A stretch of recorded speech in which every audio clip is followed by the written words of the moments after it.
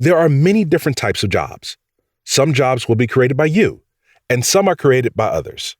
Some will satisfy individuals with the rewards of being properly compensated with a confident assurance of prosperity from a well-managed company. Others, while obviously so, are to be used as stepping stones. Yet, both will help to provide financial stability in a time of need. There is absolutely no other way to make an honest living but to serve one another. For isn't this how the manner of service and proper compensation of exchange exists? I like to call it a favor for a favor, yet the trade of time for favor must be equitable. People that create jobs or businesses are called founders. Most founders usually cannot start or run their businesses alone. Therefore, people are brought aboard to manage and maintain their business or businesses. The people that are associated with these business founders are investors, owners, presidents, partners, employees, suppliers, customers, etc. You may hold either title depending on your overall contribution to the business. With that said, jobs are plentiful. They are mostly universal throughout the job market. This is helpful for job security and easy job placement for individuals that may be seeking work. A skilled, well-paid employee with basic knowledge in personal finance and fundamental investing skills could benefit gracefully from this environment and secure a well-earned retirement.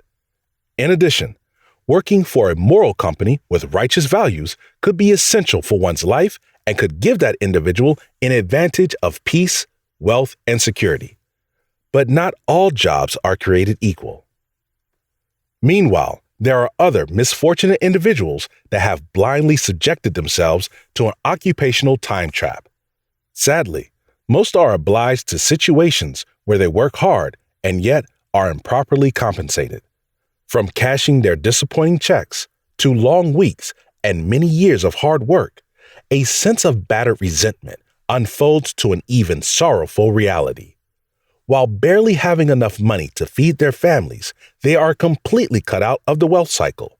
With no awareness of possible investments, blurred plans for retirement, and working 10 to 12-hour days, one may feel that saving money on a low to moderate pay scale is virtually impossible. This may assess to a person in this situation a reasonable assumption that financial wealth is impossible and is not worth a second thought.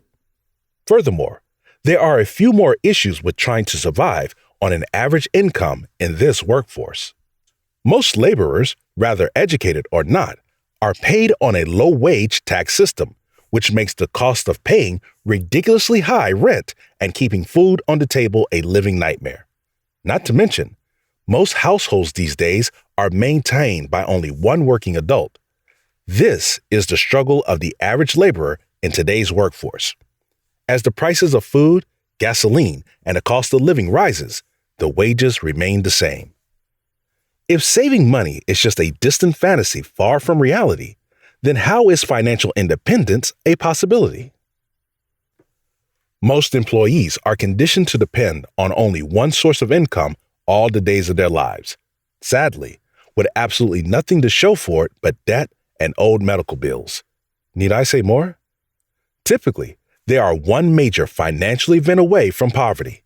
Not to mention, most families in this category are forced to ask for government assistance to make ends meet month to month, or be homeless.